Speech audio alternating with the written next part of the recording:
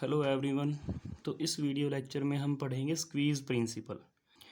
If a n b n c n, अगर हमारे पास तीन सीक्वेंसेस हैं such that first condition given है a n is less than equals to b n is less than equals to c n for all n belongs to natural number, and second condition है sequence a n and c n both converges to a. जो sequence a N है और जो sequence सी n है वो दोनों की दोनों किस पे कन्वर्ज करती हैं, किसी नंबर ए पे कन्वर्ज करती हैं। Then sequence b n also converges to a. तो जो हमारी ये सीक्वेंस बी एन है ये भी किस पे कन्वर्ज करेगी, सेम उसी नंबर ए पे कन्वर्ज करेगी जिस पे ये साइड वाली सीक्वेंसेस कन्वर्ज करती हैं। तो आइए इसका प्रूफ करते हैं। बड़ा सिंपल सा प्रूफ है। तो सबसे पहले जो गिवन है उसको उससे क्या इम्प्लाई कर सकते हैं वो इम्प्लाई करेंगे। ठीक है, तो एज वी आर गिवन, जो sequence a n and c n are converges to a, जो दोनों सीक्वेंस ए एन और सी एन है वो किस पे कन्वर्ज करती है, ए पे कन्वर्ज करती है। तो हम क्या करेंगे, हम डेफिनेशन लगाएंगे। By definition of convergent sequence, convergent sequence की डेफिनेशन जो होती है, जो हमने पहले पढ़ी है, हम वो अप्लाई करेंगे। तो वो डेफिनेशन क्या है, for given epsilon greater than zero there exist positive integer m1 and m2 such that an minus a का mod is less than epsilon for all n greater than equals to m1 and cn minus a का mod less than epsilon for all n greater than equals to m2। हमने definition कैसे apply की है, हमारे पास दो sequences हैं, एक A N है एक सी एन है। तो कोई भी एप्सिलॉन दो ज़ीरो से बड़ा, कोई भी एप्सिलॉन अगर गिवन है ज़ीरो से बड़ा, तो उस एप्सिलॉन के लिए एक पॉजिटिव इंटीजर m1 हमें ज़रूर मिलेगा। m1 कैसा होगा, such that A N minus ए का mod less than epsilon for all N greater than equals to m1। Same उसी तरीके से सीक्वेंस सी एन के लिए भी ऐसे ही गिवन एप्सिलॉन के केस में एक इंटीजर m2, हमने m1 m2 अलग इसीलिए लिखे हैं क्योंकि ये दो अलग सीक्वेंसेस हैं। तो कोई पता नहीं इनका कि ये एक सेम नंबर मिलेगा, जो ये इंटीजर मिलेगा या अलग मिलेगा, कुछ आइडिया नहीं है उसका। तो इसीलिए हमने दो अलग सीक्वेंस है तो अलग ही इंटीजर लेके चले हम यहाँ पे। ठीक है, तो ये एप्सिलॉन से छोटी रहेगी और ये भी जो डिफरेंस आएगा वो भी किससे छोटा रहेगा, एप्सिलॉन से छोटा रहेगा। ठीक है, अब हम क्या करते हैं, लेट कर लेते हैं m1 और m2 का मैक्सिमम जो नंबर है, let m equals to maximum of m1 and m2। Maximum क्यों लेट किया है वो थोड़ी देर बाद पता चलेगा।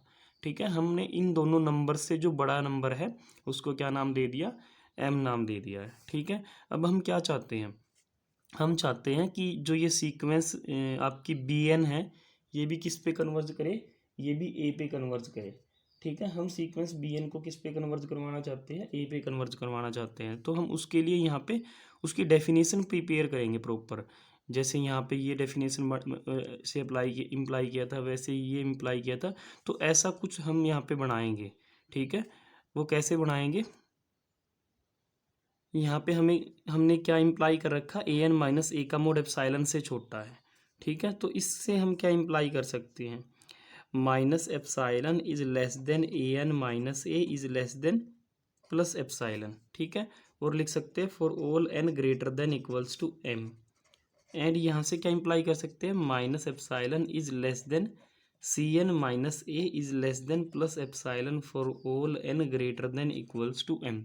ऐसा क्यों लिखा हमने, क्योंकि देखो ये जो रिजल्ट है ये m1 से बड़ी सभी वैल्यूज़ के लिए होल्ड करता है और m1 के लिए भी। ये जो रिज़ल्ट है ये m2 और m2 से बड़ी सभी वैल्यूज़ के लिए होल्ड करता है।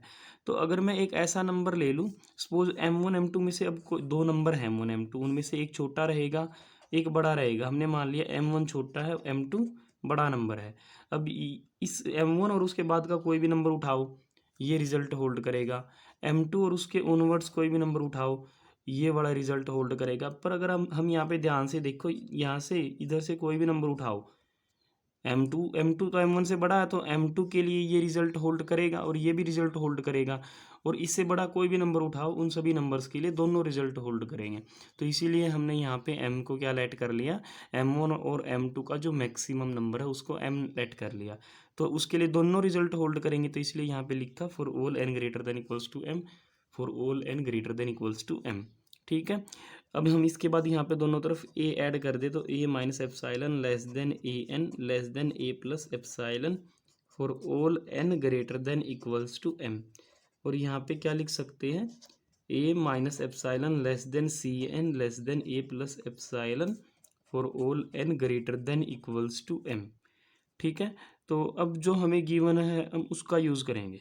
गिवन क्या है, a N less than equals to b n less than equals to c n है। अब यहाँ पे देखो a n a minus epsilon से बड़ा है, तो हम लिख सकते हैं a minus epsilon a n से छोटा है, और ए एन किससे लेस देन इक्वल है, बी एन से, तो हम उसको यूज़ करेंगे यहाँ पे। ये लेस देन इक्वल है बी एन से, और बी एन वहीं पे देखो किससे लेस देन इक्वल है, सी एन से लेस देन इक्वल है। अब यहाँ पे आओ, सी एन किससे लेस देन है, ए प्लस एप्साइलन से, तो यहाँ पे लिख सकते हैं ए प्लस एप्साइलन, और साथ में कंडीशन क्या चल रही है, N greater than equals to M.